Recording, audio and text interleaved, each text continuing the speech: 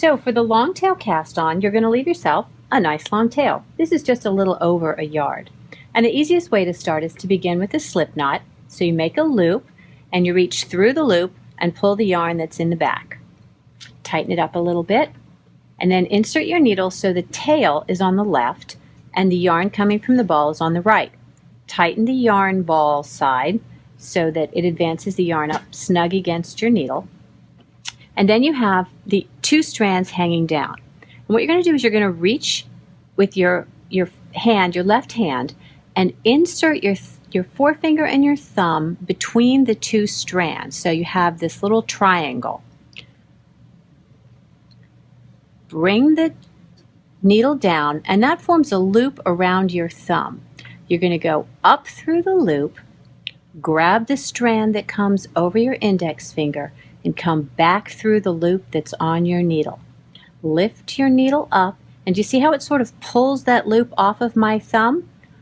Put your thumb back in between from back to front and lift the needle away, and that's going to tighten both sides of the strand, both strands.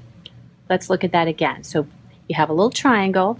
You're going to come down to form the loop around your thumb, come up through that loop, around and grab the yarn that comes over your index finger and back through the loop. Lift your needle up and your thumb will fall out from that loop. Put it right back in between and lift the needle up. Now we've got 3 cast on. Let's do it again. Through the loop, grab the yarn, back through the loop, lift up and off. And when you put your thumb in this way, you see you're automatically in position to make your next stitch. You're automatically back at that triangle space. So down, through the loop, grab the yarn, back through, and off. There you go. One of the things about the long tail cast on that's really nice is it's very easy to keep it from being too tight. So you'll notice that when I am doing the cast on, I'll keep my index finger here. And when I make my stitch, I keep a little distance. In this case, it's about 1/4 inch between the stitch that I'd cast on previously and the stitch that I cast on this time. So do you see I have a little space between each one? And you can make it as loose as you like by increasing the space between.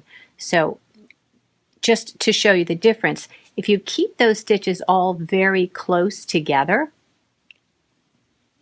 they're going to be really tight, versus those that have had the space allowed between them are much more loose at the bottom. So one of the problems with the long tail cast on is that you can either end up with way more tail left over after you've cast on all your stitches, or you can run out of tail before you've cast on the number of stitches that you want. So there's a very cool little solution for that, and that is to use 2 strands of yarn from 2 different balls, or in this case I'm using the inside and the outside of the same skein.